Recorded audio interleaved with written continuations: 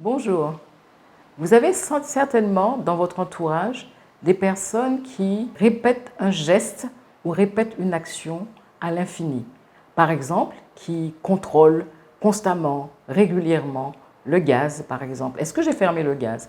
Ou des personnes qui n'arrêtent pas de se laver les mains, ou des personnes qui vont vérifier plusieurs fois avant d'être sûr que cette chose a été faite. Alors, on se dit que cette personne est méticuleuse. En vrai, il peut s'agir de ce qu'on appelle dans notre jargon les troubles obsessionnels compulsifs, c'est-à-dire des TOC. Bonjour, Wassamiria aujourd'hui va donc vous parler des TOC. Donc vous comprenez bien que les TOC sont caractérisés par des idées fixes, c'est-à-dire être obsédé par quelque chose. C'est ce qui caractérise le TOC. Et par quelque chose de compulsif. Compulsif, ça veut dire qu'on ne peut pas s'empêcher de faire. Et si vous constatez que quelqu'un dans votre entourage ou votre enfant présente ces caractéristiques, il est vraiment important de l'amener en consultation de telle manière qu'on puisse prendre en charge son problème. Les prises en charge peuvent être, quand il s'agit de cas sévères, peuvent être médicamenteux. Il est vraiment important de ne pas laisser s'installer les TOC parce que c'est une grande souffrance pour les personnes qui sont malades. Donc c'est une maladie dont souffrent ces enfants ou ces adultes. Il est important de faire cette prise en charge de telle manière qu'on puisse apaiser les souffrances de la personne. Alors beaucoup de personnes présentent ces caractéristiques et elles sont plutôt valorisées, ces caractéristiques, parce qu'elles sont considérées comme des personnes qui font attention, des personnes qui vérifient. Et dans certains métiers, c'est important d'avoir ce type de personnes qui ont ces capacités de revérifier, de recontrôler. Cependant, si elles sont exagérées, il s'agit d'un problème. Par exemple, si la personne a cette propension à se laver et se relaver les mains, ce qui va se passer, c'est qu'au bout d'un certain temps, vous allez constater que ces personnes ont des problèmes au niveau des mains parce qu'elles utilisent beaucoup de produits détergents pour se laver les mains et elles vont avoir des fissures, elles vont avoir des blessures, elles vont avoir les mains gercées. À ce stade-là, c'est vraiment très problématique. Et pour d'autres compulsions, la personne peut être amenée, par exemple, à être tellement angoissée par le fait qu'elle n'ait pas fait ce geste, qu'elle n'ait pas réalisé ce contrôle, peut l'empêcher d'avoir des relations sociales, peut l'empêcher de travailler. Et là, on est face à un TOC grave qui nécessite une prise en charge. Les troubles obsessionnels compulsifs peuvent être de l'ordre de la propreté, de l'ordre du rangement, de l'ordre des pensées, donc qu'une pensée vienne avant l'autre. Et ces troubles, ils ont au-delà de ces signes-là, ils peuvent avoir des conséquences sur la personne qui souffre de TOC. Ces conséquences sont de l'anxiété. La personne peut ressentir de l'anxiété et ressent de l'anxiété tant qu'elle n'a pas réalisé ce geste. Il y a aussi l'autre aspect qui est les relations avec l'entourage. Parce que ces troubles, quand ils sont très, très fréquents, peuvent couper la relation avec l'entourage. Un autre aspect, c'est aussi la fatigue. Parce que la personne va se lever très tôt de telle manière à pouvoir répéter ses gestes, ou va devoir dormir plus tard.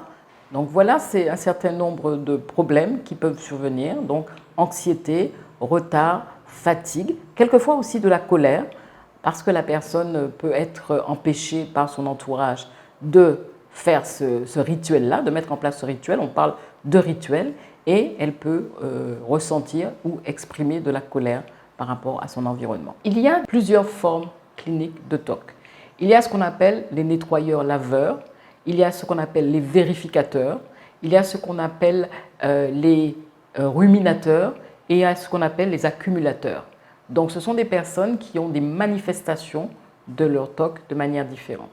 Donc vous avez bien compris, les laveurs-nettoyeurs, c'est ceux qui vont laver, nettoyer leurs mains, l'environnement. Vous avez ceux qui sont les ruminateurs, donc c'est ceux qui vont avoir des idées obsédantes, des idées qu'ils vont devoir mettre en place, structurer, revenir. Donc ce sont les ruminateurs, donc qui ont des idées obsédantes. Vous avez les accumulateurs, ce sont ceux qui vont accumuler des choses chez eux, donc ils vont avoir des objets. Et vous avez parmi ces accumulateurs ceux qui vont ranger les objets. Et vous avez donc les vérificateurs, ceux qui vont vérifier que la porte est bien fermée, que le gaz est fermé, etc. Donc voilà les formes cliniques de troubles obsessionnels compulsifs. Comment soigner les TOC?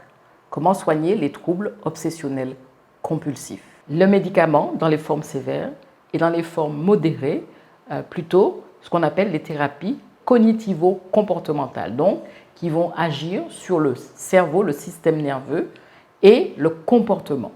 C'est d'autant plus important que dans l'origine des TOC, il y a quelque chose de l'ordre de la généalogie, de l'ordre de l'épigénétique et de l'ordre du fonctionnement du cerveau qui favorise un certain type de comportement. Donc cette origine-là nous amène à mettre en place des thérapies qui peuvent être des thérapies beaucoup plus efficaces quand il s'agit de TOC.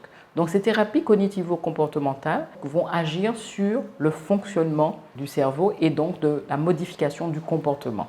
C'est en quelque sorte remplacer le comportement du TOC par un comportement beaucoup plus utile pour la personne et beaucoup plus apaisante pour la personne. On va aussi travailler sur les émotions. Maintenant, il y a aussi ce qu'on appelle, parmi les thérapies cognitivo-comportementales, ce qu'on appelle les thérapies narratives. Ça veut dire qu'on va changer la façon de parler du TOC. Ça veut dire qu'on va amener la personne à communiquer sur son TOC de manière différente, mais surtout, on va impliquer l'entourage dans la manière de parler du TOC. Plutôt que de dire, ben, toi, tu es quelqu'un qui a un TOC, qui a des compulsions, ce sera plutôt de dire, il y a les compulsions et il y a la personne. Donc on va plutôt détacher la compulsion de la personne de telle manière à permettre à la personne de se sentir beaucoup mieux et aussi de elle-même d'avoir un regard sur son comportement et d'avoir plus de possibilités de penser, de comprendre son comportement et d'intégrer la thérapie et de mieux évoluer vers une réduction et pourquoi pas une disparition de ces TOC. Moi, Myriam vous remercie pour votre attention.